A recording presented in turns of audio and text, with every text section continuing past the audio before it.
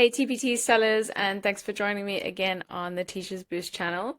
Today we're answering a question that goes through my mind at least once a day, which is, should I drop my price to get a quick sale, or should I charge what it's actually worth?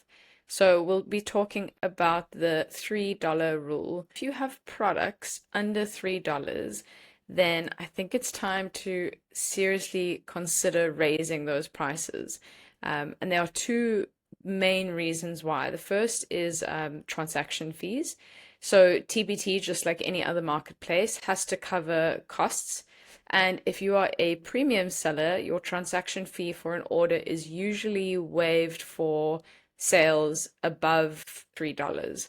But for products under $3, you get hit with a small transaction fee. So if we have a product going for $2.50, as a premium seller, you already lose 20% commission. So that's 50 cents lost. And then if you lose the 15-cent transaction fee on top of that, you're actually only walking away with $1.85. If we look at that in the long run, when you sell 50 products at $2.50, then you already lose $25 to commission, which is pretty high, but it's unavoidable on TBT. But then you will also lose an additional $7.50, which is completely avoidable by just raising the price of this product slightly. The second reason to price at $3 or above is for perceived value.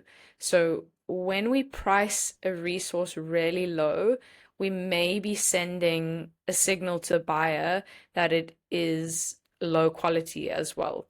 Now, of course, this isn't actually the case, but when your product at $2.50 is sitting amongst a page of other products at maybe $5 or $6, then buyers are definitely asking themselves, why so cheap?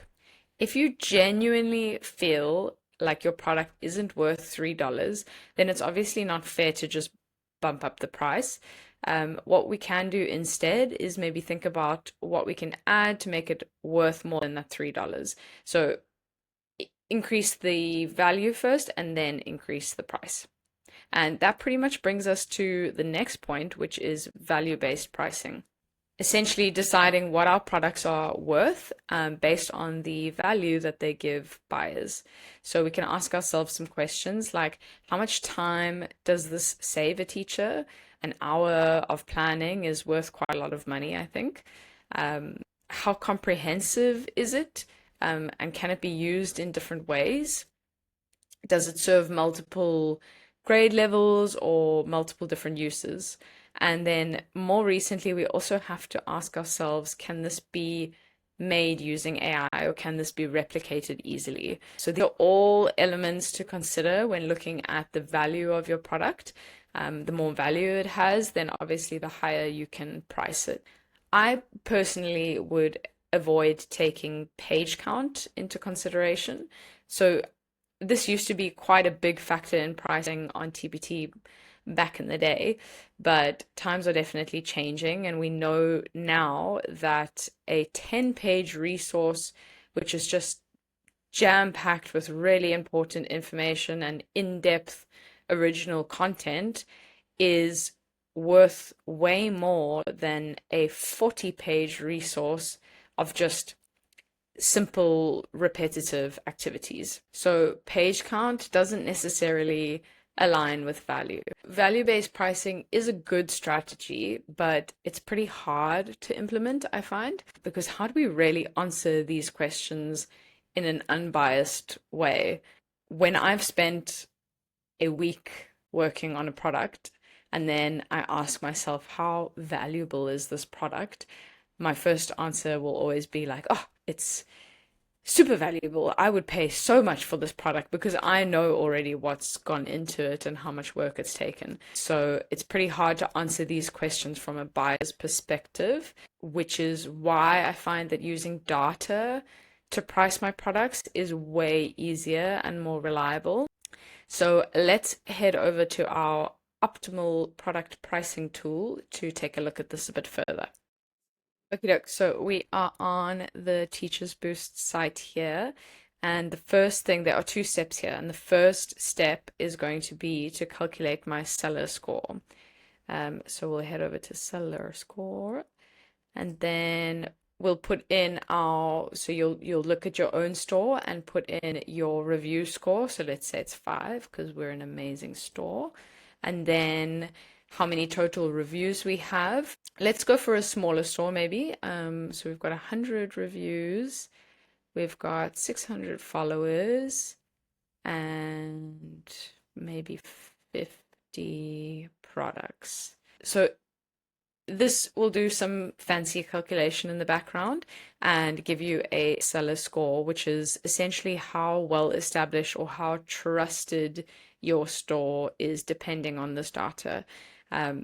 It's important for product pricing because for maybe a smaller store, you still need to be competitive with your pricing. You may need to be slightly lower than other stores. Whereas if you are a very well established store, you have the opportunity to price slightly higher. So let's input this data and find out what our seller score is. Okay, we got a score of 64. Let's just remember that and head over to the optimal product price section and head to the bottom. And then we've got two small sections here. The first thing would be to put in the average product price. So you'll look at the first page of your keyword. So let's say your keyword is December morning meeting slides. That was one of the keywords last week. And then take all of the prices on the first page on TBT and find out the average. So let's say the average price is 4. We'll give a specific 35. Okay, 4.35, and my seller score was 64. So based off the seller score that we gave, which was a seller score for a smaller TBT store, it has suggested that we put our price slightly lower at $3.91, which makes sense, makes a lot of sense, because that store that we made up only had 100 reviews and only had 600 followers and only 50 products. So it would make sense that a smaller store would not necessarily be able to compete at this average price range of $4.35. It's just a guideline, and as your store becomes more successful, obviously your seller score will go up and then you can price higher. But most importantly, it's super quick and it just takes all of that guesswork kind of out of the pricing process, which I love. Okay, so that's all for today. Thanks for watching, and I'll catch you next week with more TBT seller tips. And I hope you have a great week. Bye.